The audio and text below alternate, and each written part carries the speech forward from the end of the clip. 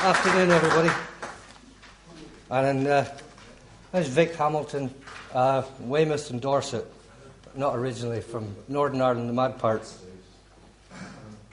I started this venture myself over 4 years ago, and the document that's being handed out to each and every one of you is a proposal that I have presented to the government over the past 4 years for the opening of cannabis cafes, and how I proposed that revenue be used to replace the council tax commitment that's imposed on every single OAP still eligible to pay council tax in this country.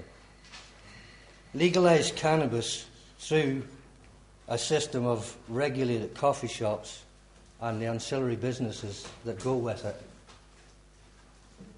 have the potential of giving this country somewhere in the region of 30 to 40 billion extra pounds a year to work with. And that's not coming out of you, the taxpayers' money. It's coming out of the cannabis users' pocket. We won't mind paying a little bit of tax, because we pay tax on every commodity we use. It won't make the commodity any more pricey, it'll just make it better quality. Some of us were saying we haven't really got enough ammunition for a general election. I believe we have. If we, cannabis users, can unite and bring the older population on board with us, or we can point out that a saving of £500 to probably £600 a year is more beneficial to them than it is to the council that are sitting representing them. It would be better in their pocket than in the councillors. And as for the date to the election, the date for the election has been called because I have received my nomination papers as one of the first candidates, although they will not announce nominations until the 15th of April, but I've got mine already. So mine are ready for the thing. This proposal, when you read through it, we talk about figures on what I propose to be the costs of cannabis in a coffee shop. I didn't have an accurate set of figures because I don't know exactly what the costs entail. I don't know how much it costs to produce a domestic crop of cannabis or anything like that. That's why I need the help and support of the LCA and putting these figures together properly.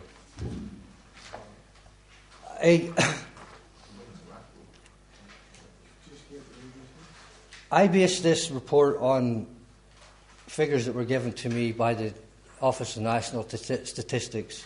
I was working on a figure of somewhere in the region of 8 to 10 million regular habitual cannabis users in that equation. Now, that sort of revenue coming from them actually equals the revenue that is generated by the two leading oil companies in the country, BP and Shell, and one bank. So I think us lot that like a smoke, like a toke and stuff like that there, I think we have a hell of a lot more offer than BP or Shell, because our smoke doesn't kill anybody. Theirs does. So our contribution is a lot worthier than theirs. I have been branded by some doctors at some times as being an awkward bastard, as being mentally unbalanced, as being anything that they don't like. And I have another little piece here from a doctor in my area, a Dr. Nick Koski. My name for Dr. Nick Koski is Dr. Siroxat, because that is the only medicine the man knows how to prescribe, Siroxat. Siroxat is in the stages of being banned.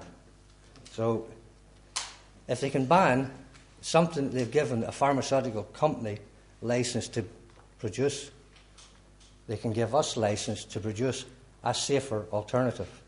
And that's where we need the support. Prescription medicine has never, ever healed anyone. Anything that comes out of a pill bottle should stay in a pill bottle. Keep a lid on it, because nothing from a pill bottle will do you any good. Every medicine that has been produced is produced from other species of plants and chemical compounds and stuff like that there. It is not natural. Cannabis, the firm that want to produce it, GW Pharmaceuticals, are right on my doorstep, and they don't like me because I say to them, shove your spray somewhere where it's going to do no use, because you have stated you have taken the active substance from that plant and are now producing a medicine that you want to sell to people who have illnesses. I think you're a cheat. I think you're a liar. And why should you be given permission ahead of me and my cannabis users to do that? We're not telling lies and we're not cheating. We're telling the truth. None of us deserve to be criminalised because of cannabis use. And the only way we can bring it to the forefront is to point out to the citizens in all the boroughs we stand in, this is what we can save you in actual revenue. We're not taking it away from you. We're giving some of it back to you. There's not another politician from any political party in this land right now could offer the electorate the same deal. They could offer it on that hand, but they'll take it away in that hand because they just haven't got the revenue. This is a completely new and sustainable source of revenue that can make this country more economically viable. I didn't believe in much. I never voted in my life until last year, until I stood for the local council elections. I polled 51 votes in 24 hours. That's all I took. But it caused a stir. I don't know many people here. Religion.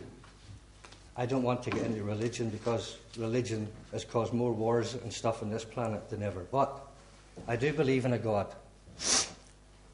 And I'll just finish off with one statement.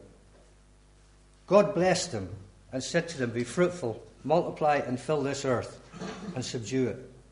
Using all the vast resources in the service of God and man, have dominion over the fish, the sea and the birds of the air, and over every living creature that moves upon the earth. And God said, see, I have given you every plant, yielding seed that is on the face of the land, and every tree with seed its fruits. You shall have them for food, and to the animals of the earth, and to the birds of the air, and to everything that creeps in the ground. To everything in which there is the breath of life, I have given every green plant for food. And God saw that He had made, pardon me, and God saw everything that He had made, and said, behold, it was very good, suitable and pleasant, and He approved it completely. And there was evening, and there was morning, and the sixth day. So on the sixth day, the Lord that created this planet put a planet on this planet for us to subdue and to use, not to take it and make a derivative from it. The whole plant for the whole species. And the chap that gave me, this doesn't come out of the Bible, by the way, it comes out of the version of the Bible that the preachers and the ministers and stuff get their education from. It comes from the Matthew Henry. So I'm just about finished too, because I really wasn't prepared for this in any way, shape or form. The economics I have explained in that folder are quite easy to understand. Any person here who stands in a constituency of 60,000 or so constituents has the potential to be representing between 8 and 10,000 cannabis users. Because the statistics say 1 in 8 of the population are regular habitual cannabis users. So you have 8,000 potential votes in your area that you choose to stand in. That's just from your cannabis users. But you will also have 10 to 12,000 OAPs in that area. And my point is that we, the cannabis users, we will pay the bill for that larger proportion of the population. Government can't do that because they haven't got the revenue there to do that.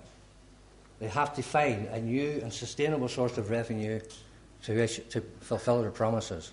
We, as a party, can fulfil that promise from day one.